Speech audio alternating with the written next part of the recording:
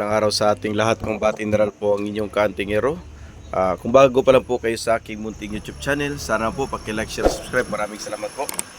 Itatampo ko lamang po ang aking mga nagawang agimat mula sa baon ng iyong walang mata, kung tawagin ay libon. Ayan. Ito ay pinagawa ng ating mga kasamahan. Special request nila. May kasama siyang baboy na pangil, yung pangil ng baboy ramo. Yan. Tapos mga iba't ibang uri ng mga mutya at pertudis ang ating ikinabit dito. Yung kanyang beads mayroong rhodaxia, pandakaking itim at libon na bagakay. Yan siya.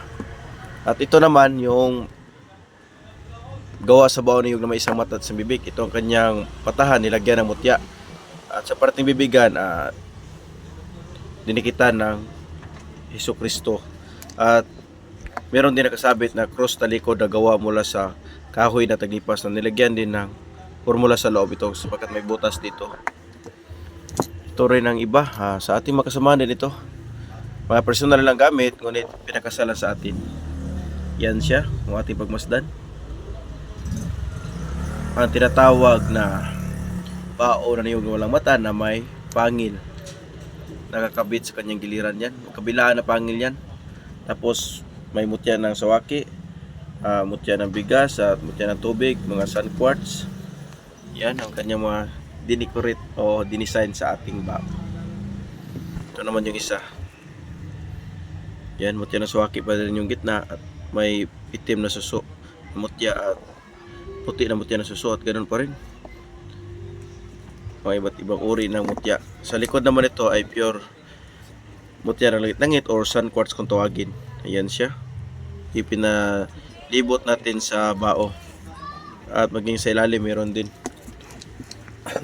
Ito siya lahat. Flex ko lamang ang aking mga obra at mga gawa.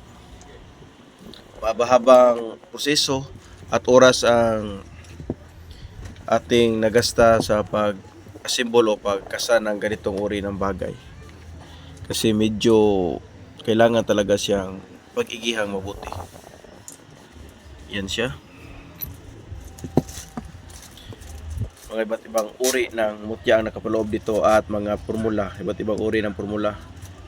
Hindi ko na binidyo dito yung paglagay ko ng formula at mga mutya sa loob. Pero may upload ko naman sa reels ko na Kapitan General Amali. Andun yung reels sa pagkasa ko ng mga ito. Okay, once again, ito bumuli pala si Mineral. Sabi mo palang araw sa ating lahat. And God bless everyone.